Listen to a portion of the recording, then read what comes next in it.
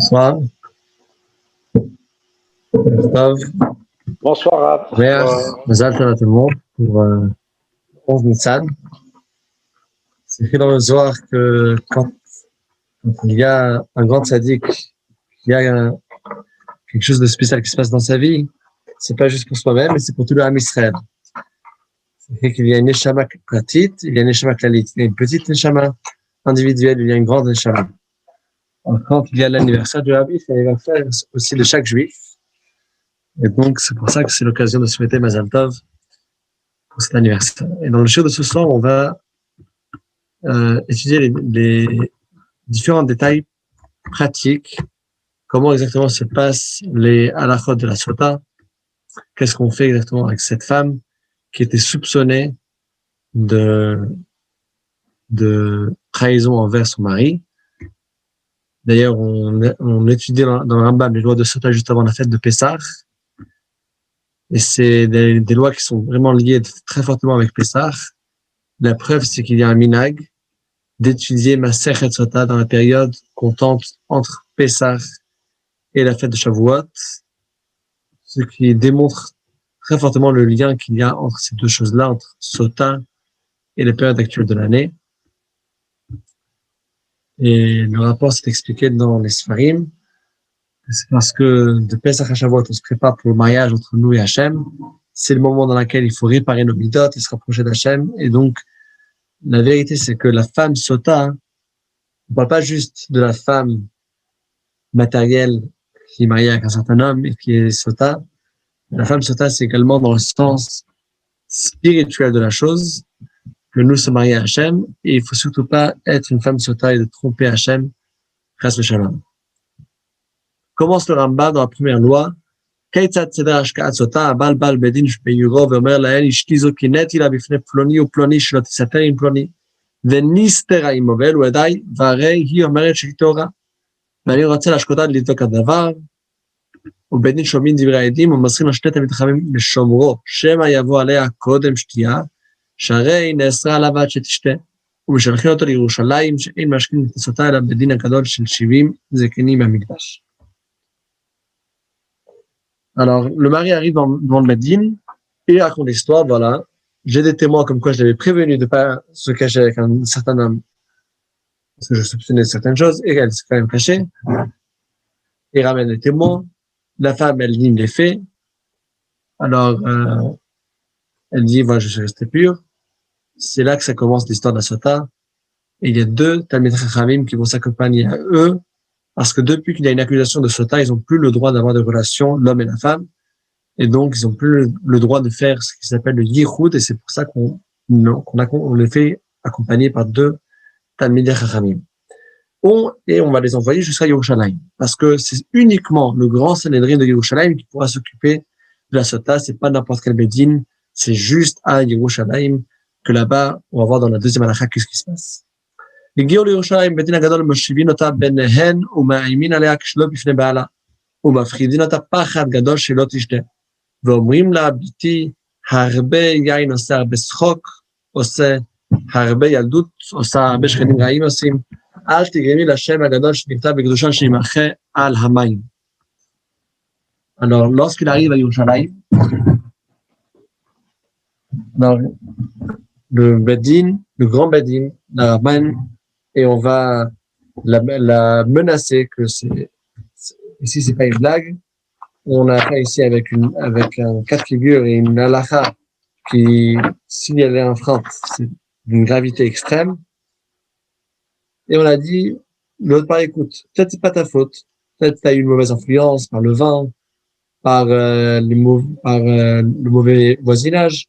Mais en tout cas, voilà. Tout ça avant, disons que tu étais influencé par les autres, mais au moins maintenant que tu as conscience de ce qui va se passer, on me donne la conscience, il y a le nom de Hachem qui va s'effacer. Si tu vas continuer, tu vas pas avouer ce que tu as fait, ne cause pas que le nom d'Hachem s'efface sans aucune raison. Et donc, c'est la première chose déjà qu'on a dit. On a mis en évidence la sérieuxité de la chose. Gimel, ואומרים לה, ביתי, הרבה כתמוך ונשטפו, אנשים גדולים ויקרים, תקף יצחק עליהם ויכשלו, ומגיד למעשי יהודה ותמר וקלתו, מעשי רובן ופיתה כשאביו על פשטו, ומעשה אמנון ואחותו, וכדי להקל עליה עד שתודה. אם אמרה, הנה, נתבאתי, או הענישותה יוצא בכתובה והולכת לה. Alors, également pour la facilité d'avouer, parce que c'est pas facile d'avouer une chose pareille. Alors, on la raconte différentes histoires dans la Torah, comme quand on voit qu'il y avait des grands, des très grands, qui ont quand même trébuché. On raconte l'histoire de Yehuda et Tamar, l'histoire de Reuven et Péter Keshaviv, dans le sens simple de l'histoire, malgré qu'il y a un sens profond, que c'était pas une avéra dans le sens simple, mais c'était quelque chose de beaucoup plus profond, il faut comprendre la avéra. Mais à elle, on raconte le sens simple de l'histoire, parce que le but ici, c'est pas de continuer le sens profond de l'histoire. Le but, c'est juste de l'encourager et de la faciliter à avouer si elle a fait quelque chose de mal. Si elle avoue, oui, je suis devenu impur, oui, j'ai fait une bêtise, voilà, etc. Alors là, elle n'a pas besoin de boire l'eau de la sota, elle peut juste sortir son ktouba et il y a un divorce qui sera fait. Par contre, si Amna Beniboura Shitora, mais bien Talishar Mizrahi chez Lazara, je connais que Kodesh Kodashim Alinotab, mais moi comme le Makom, Makifin Bagdaliaga, Tikta Nafsha ou la Tude. אם עמדה בדיבורה מבין אותה כנגד שער המזרח מבחוץ, מאמין אותה שם. Si par contre elle tient sa parole, non, elle dit je suis toujours pur. Alors on la ramène au Shar HaMizrahi, on la ramène au portail de l'Est qu'il y avait dans la Hazara. La Hazara avait quelques portails de différents côtés. Et la portail de l'Est, pourquoi? Parce que c'est en face du Kodesh HaKodashim. Tout ça, c'est pour la montrer comme quoi c'est une chose qu'Hachem ne prend pas à la légère. On ne la fait pas à l'extérieur, on la fait vraiment en face de l'endroit le plus sacré du monde. Et encore une chose qu'il dit, c'est que, bien sûr, on suppose qu'il n'y a pas de fumée sans feu. Alors, il y a peut-être quelque chose qui s'est passé. Dans ce cas-là, on ne veut surtout pas que le nom d'Hachem s'efface en vain. C'est interdit d'effacer le nom d'Hachem sans raison. Alors, on va également la fatiguer un peu. On va la ramener, qu'elle fasse un petit tour et qu'elle ait besoin de faire un aller-retour, un autre aller-retour. Faire le tour encore une fois comme ça. Elle va s'étiguer et peut-être à ce moment-là, elle va avouer. על החיי, אתם מתכנסה בלבנים, מתכנסה בשחורים, ושחורים נעים לה, מתכנסה בבגדים שאין לה בנוי, ומעשים כלכלי כסף וזהב שעליה, מקבצין עליה קיבוץ גדול של נשים, כל הנשים שנשתות שם חייבות לראותה שלמה ונבשרו כל הנשים, וכל איש שיחפוץ לעבוד לראותה יבוא ויראה, יומדת ביניהן ולא גדית ולא מפחת, אלא בגדה וקופח של ראשה, כמו שהאישה בתורפתה, וניחת שם ולא עבדה ולא שפחותה, ומדי שמכרת אותן וידעתה מתיישבת בהן. Alors, il fallait qu'elle s'habille avec des habits qui sont moins importants que celles qu'elle avait d'habitude. Par exemple, il dit, si elle avait l'habitude de s'habiller avec des habits blanches, des habits de couleur moins foncée que celle avec des couleurs noires, plus foncées. Si c'était le contraire, elle fait le contraire. Elle enlève les bijoux. Pourquoi? Pour pas qu'elle prenne de l'assurance. On veut qu'elle comprenne qu'ici, on est un cran avant la mort. Si on fait des avérotes, alors qu'on est marié avec un, qu'on aille avec l'autre, alors elle est comparée comme le mort aussi, il n'a pas de bijoux, il n'a pas de pierres précieuses, et il a juste un vêtement, et c'est comme ça c'est comme ça que le mort serait enterré. Toutes les femmes qui étaient présentes avaient l'obligation de venir voir ce qui se passe, comme ça elles vont voir la gravité de ce que ça veut dire de trahir le mari. Tous les hommes qui étaient là-bas présents avaient également le droit de venir la voir. הרחבה, ורק משביע הכל בלשון של מכרת, מודיע בלשון שמה שלא גרם לה אלא כינוי וסתירה של קניין לבעלה ונסתרה במעלה בלשון של מכרת, היא לא שכחה משטח, ולסתית תומה תחת אישך חינקים, ימי המערערים האלה, ואת חצתית תחת אישך ולכי נתפת, והייתן איש בך את שכבתו בגלדי אישך, יתן השם אותך לעלה ולשבועה בתוך עמך, וזה השם להצליחך נופת, ותניתך צבא, בימים המערערים האלה, במאייך לצבות, בת ומנבית גרך, באמת אמן אמן בשם שבגרת ונודיע שהבית תפקד תחילה ויהיה לסוף כדי שלא תלצי לעז על המים. Ensuite, il y a différents psukim là-bas dans lesquels il y a la shvoua, le serment que la Kohen a fait jurer, et il dit attention, ça doit être dans le langage que la femme comprend. Le but ici, c'est que la femme comprenne que c'est sérieux, et donc il dit les différents psukim qu'il faut la faire jurer dans la langue qu'elle comprend. et que c'est juste à cause du fait qu'elle a pris cette chose à la légère et qu'elle est quand même allée se cacher avec un homme sur lequel il y avait déjà un avertissement de ne pas aller avec lui. Et dans ce cas-là, si vraiment ils ont fait quelque chose d'interdit et d'impur ensemble, alors l'eau de la sota, l'eau amère de la sota va faire effet dans son corps. Et le passouk, dans ce passouk-là, dit que l'ange va tomber et également le ventre. Alors, la hanche et ensuite le ventre, est-ce que c'est vraiment l'ordre chronologique? Non. L'ordre chronologique, explique le Rambam, c'est dans l'ordre dans lequel l'eau rentre dans le corps.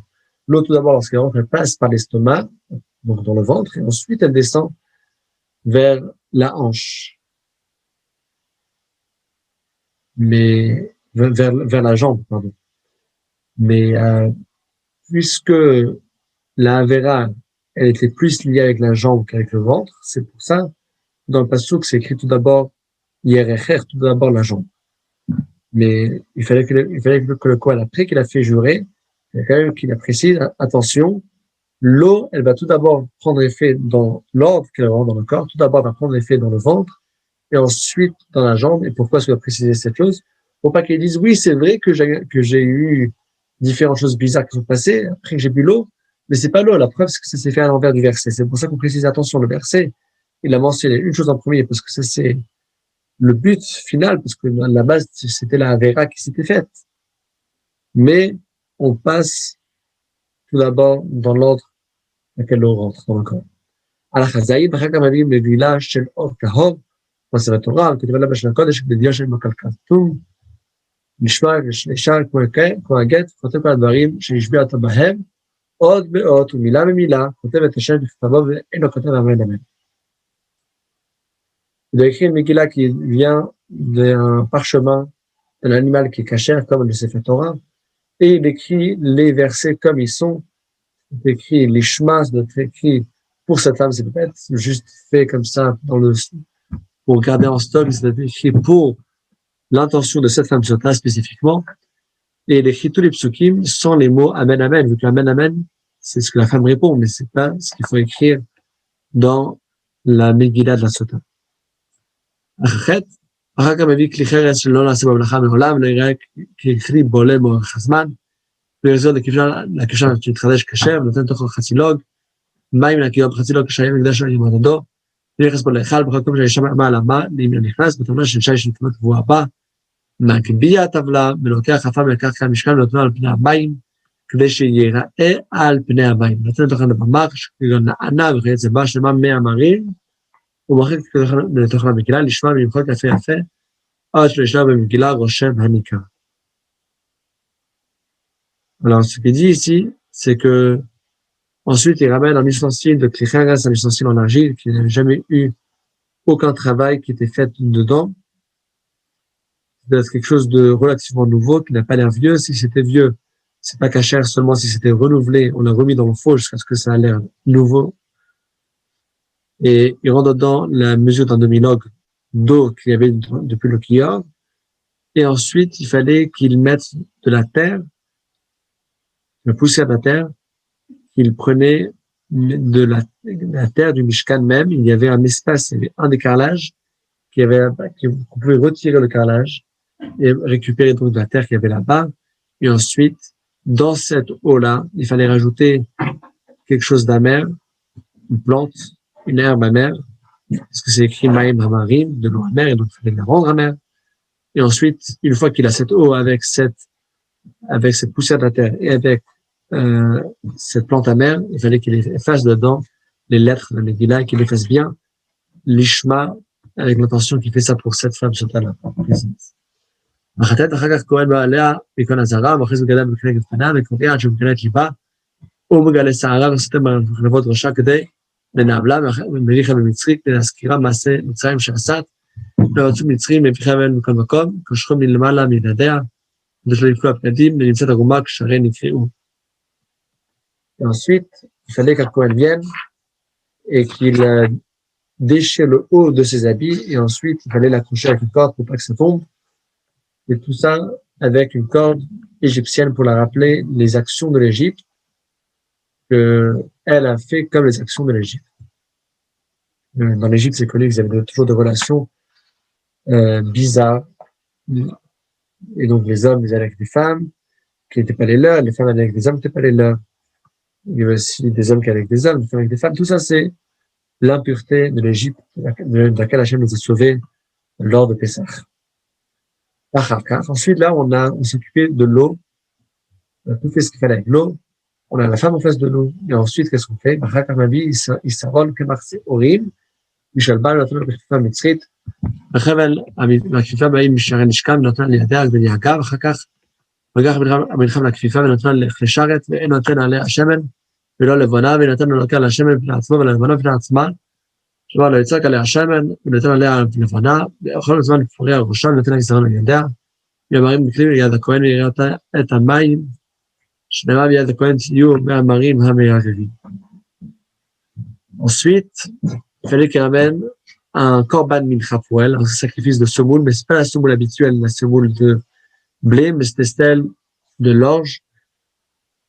Et la Gemara nous explique la raison pourquoi, c'est parce que, par excellence, le blé, c'est l'aliment de l'homme, tandis que l'orge, c'est l'aliment des animaux. De la même façon qu'elle a fait une action d'un animal, elle va également ramener un sacrifice de l'aliment des animaux. Et il faut pas mettre dessus ni de l'huile, ni de la levona, parce que ça ne devait pas être un korban qui a l'air beau. Il faut ramener le korban pour la mitzvah, mais c'est un korban qui est plutôt triste pour une avéra si grave. Et ensuite, il fallait mettre cette semoule, cette mincha tzolet, sur sa main, qu'elle la tienne, à la paume de sa main, afin que ça la fatigue et peut-être elle va avouer la vérité.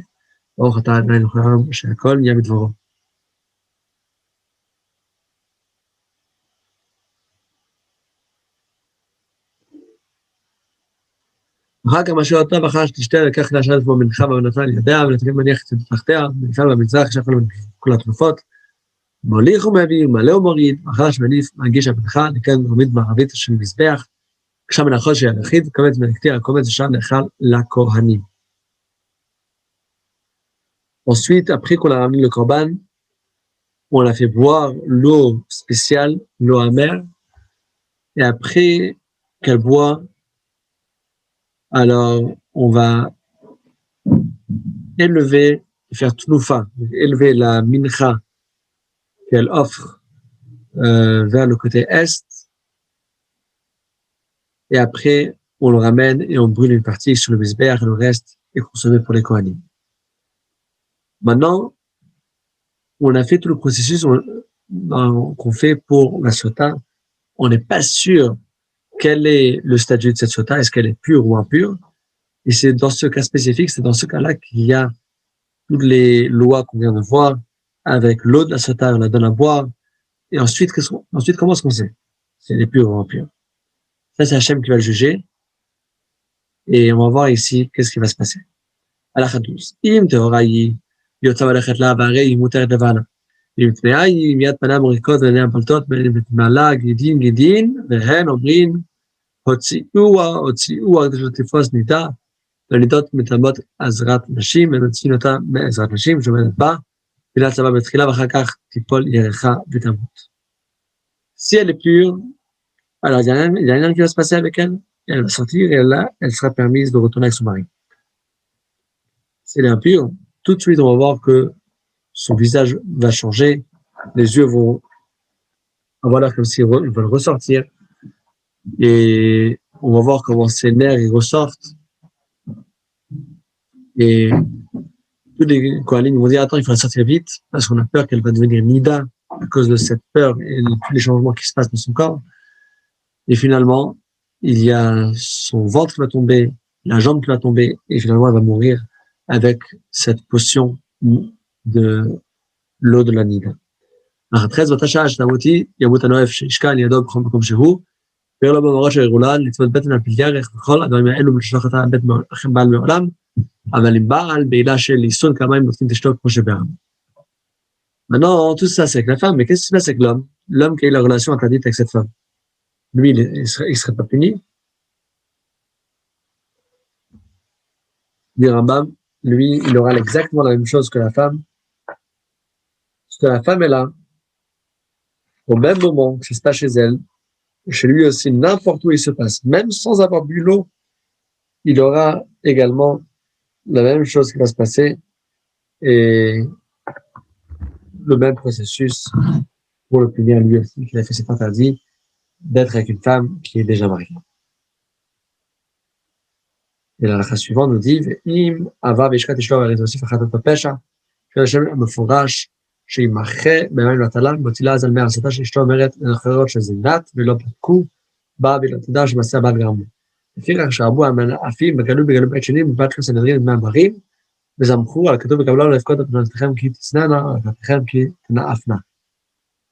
Un homme que lui, l'homme le mari, que lui, il marie avec cette femme, mais lui aussi, il n'est pas très cachère. Il a fait des relations, même une fois une relation qui n'était pas cachère, l'eau de la sota ne prend pas effet sur sa femme. Et donc, lui, il n'a pas le droit de la donner à boire de l'eau de la sota, parce que premièrement, il fait effacer le nom d'Hachem en vain, parce que toute la raison qu'Hachem il est prêt qu'on efface son nom, c'est juste afin de réétablir le shalom entre l'homme et la femme. Mais si, de toutes les manières, l'eau ne va pas contrôler sa femme, parce que lui aussi, il n'est pas très cachère, ça sert à rien, et c'est interdit qu'il efface le nom d'Hachem pour rien, et aussi, ça va profaner la force de l'eau de la sota devant les femmes, puisque cette femme-là qui a fait la vera, elle va raconter à sa copine, oui, moi j'ai fait la vera, et j'ai bu, et ça m'a rien fait.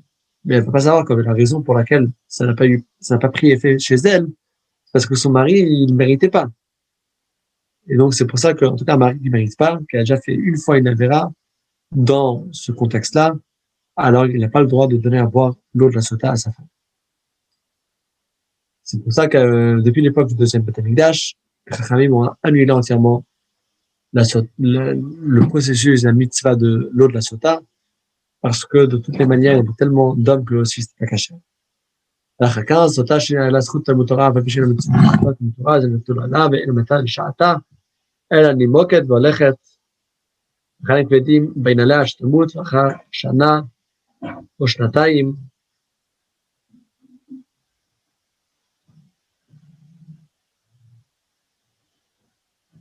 או שלוש, ולפי זכותה ואמונתה ביציאת בית לבחירת איברים. S'il avait un mérite de l'étude de la Torah, même s'il n'y a pas d'obligation d'étude, mais elle a étudié, alors Hachem, il va quand même donner la même punition, parce qu'une mitzvah ne va pas enlever ne va pas enlever l'effet de l'autre chose. Par contre, ce que ça va faire, c'est que ça va un peu retarder, au lieu de ce que ce soit tout de suite, ce sera dans 1 an, 2 ans, 3 ans. Mais à la fin, elle aura exactement la mort décrite dans la Torah, avec le ventre qui va tomber, etc. הלכה 16, סוטה שתת במרים לא מתמיד, המותרת לבעלה ולא לכהן, ואף על פי שהתחילו חולאים לבעלה וחמישה לבעלה, הואיל ולא צפתה ביתם ולא התחיל ירחה לנפול, אז מותרת, אבל כשהתחיל ביתה לצפות וירחה לנפול, הרי זה אסור ודאית. Une sota qui a bu l'eau amère et qui n'est pas morte, même si elle tombe un peu malade, elle est permise à son Cohen, même à son mari, même s'il est Cohen. Par contre, si on voit un signe que son ventre commence à tomber ou bien la jambe commence à tomber, alors là, elle est interdite. 17, סוטה ששתת, והייתה תורה, הרי זו מתחזקת, פנה מזירות, התבטא בחולי, איסור, ותתבא בדלת זכר, דרכה ללדת בקושי, תלדת במהרה, ודרכה ללדת בכבוד ללדת זכרים. Non, la bonne nouvelle, c'est que s'il y avait une femme sota qui a bu de l'eau amère, elle était pure, alors non seulement que ça ne va pas la faire du mal, mais au contraire, ce sera une eau de source de bénédiction. Elle va se renforcer, son visage va rayonner, s'il y avait une maladie, elle va guérir, elle va tomber enceinte si elle n'a pas eu encore eu d'enfant.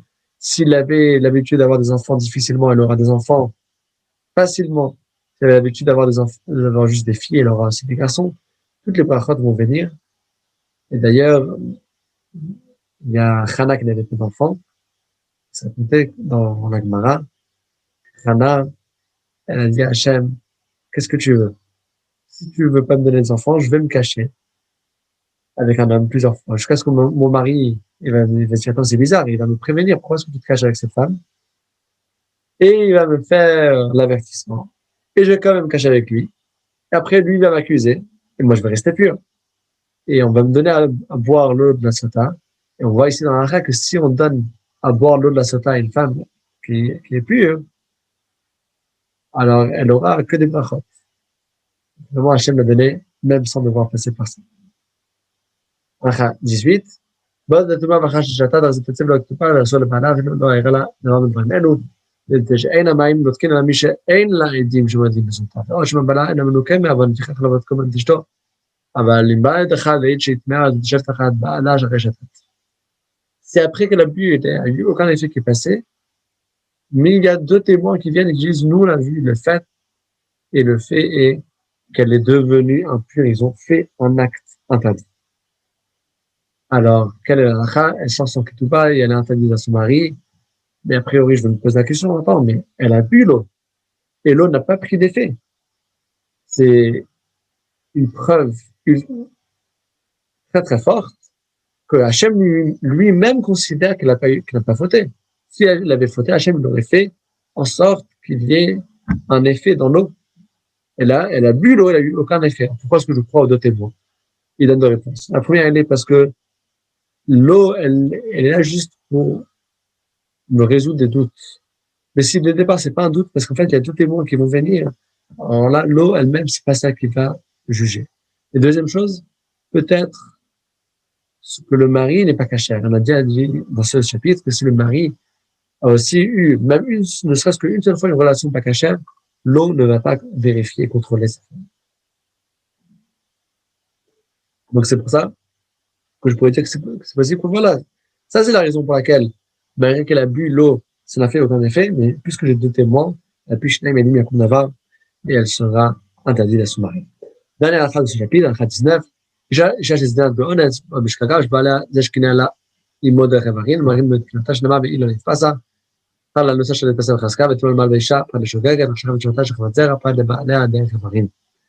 Si la femme, c'était contre son gré, ou bien c'était involontairement, ou bien il était avec elle, mais pas de la façon habituelle, tous ces cas-là, l'autre, la sota, ne va pas la contrôler, vu que ça contrôle uniquement dans un cas dans lequel il y a eu sa volonté et que ça s'est fait de façon que c'est l'habitude de faire ce type de choses. Baruch.